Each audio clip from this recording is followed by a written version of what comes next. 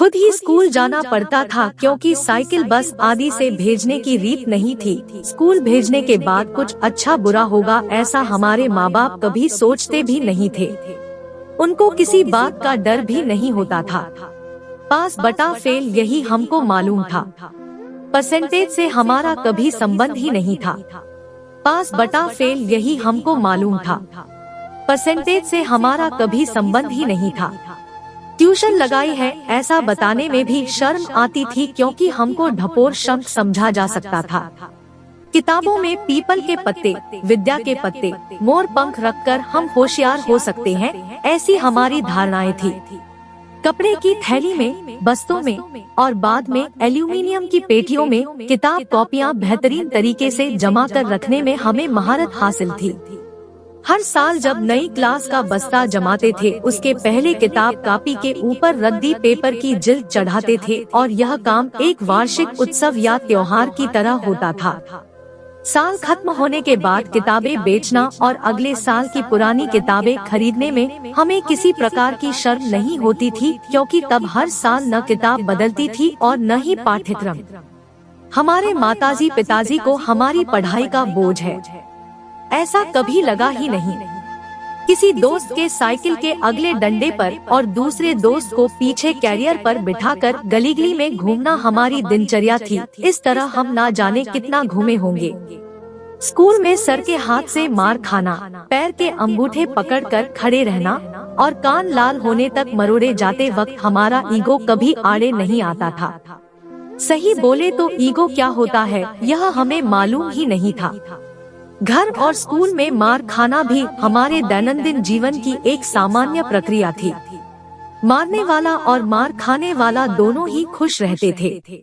मार खाने वाला इसलिए क्योंकि कल से आज कम पिटे हैं और मारने वाला है इसलिए कि आज फिर हाथ धो लिए। Grinning face.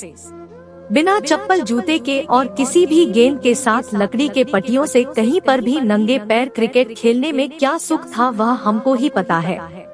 हमने पॉकेट मनी कभी भी मांगी ही नहीं और पिताजी ने भी दी नहीं, इसलिए हमारी आवश्यकता भी छोटी छोटी सी ही थी। साल में कभी कभार एक हाथ बार सेव मिक्सचर मुरमुरे का भेल खा लिया तो बहुत होता था। उसमें भी हम बहुत खुश हो लेते थे। छोटी मोटी जरूरतें तो घर में ही कोई भी पूरी कर देता था क्योंकि परिवार संयुक्त होते थे।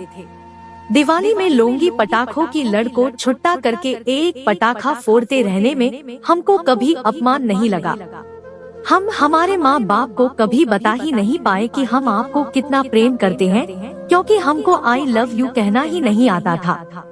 आज हम दुनिया के असंख्य धक्के और टांट खाते हुए और संघर्ष करती हुई दुनिया का एक हिस्सा है। किसी को जो चाहिए था वह मिला और किसी को कुछ मिला कि नहीं क्या पता।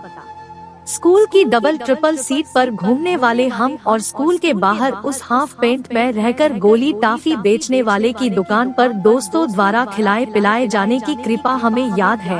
वह दोस्त कहाँ खो गए, वह बेर वाली कहाँ खो गई, वह चूरन बेचने वाली कहाँ खो गई। पता नहीं। हम दुनिया में कहीं भी रहे पर यह सत्य है कि हम वास्तविक दुनिया में बड़े हुए हैं। हमारा वास्तविकता से सामना वास्तव में ही हुआ है।